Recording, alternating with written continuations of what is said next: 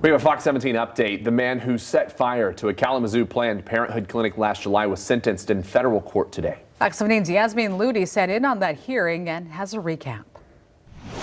Paw Paw resident Joshua Brereton said he didn't mean to hurt anyone right before being sentenced to 5 years in prison.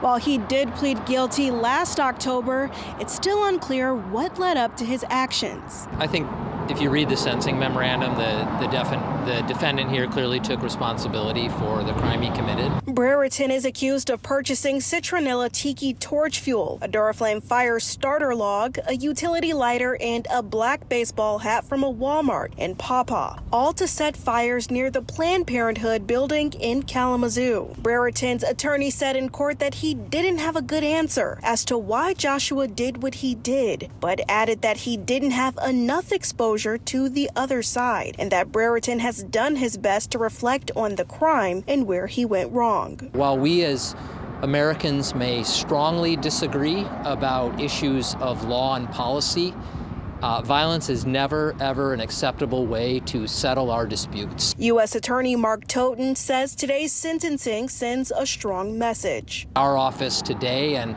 every day will hold people accountable who resort to political violence. According to Planned Parenthood's Director of Safety, Security, and Facilities, Brereton caused over $30,000 worth of damage, referring to the incident as traumatic. The First Amendment protects the right of people to protest and express their views, and we will always stand up for the First Amendment. But when people cross that line and they resort to violence to try to settle their disputes, we'll be right there to hold them accountable. Although Judge Paul Maloney says it's highly unlikely that Brereton will commit another crime, he did question why the alarm bells in his head didn't go off before setting the fire. I think 5 years, 60 months is a very serious sentence, and I think everything happened as we expected it would today. Brereton's sentence is followed by several years of supervised release.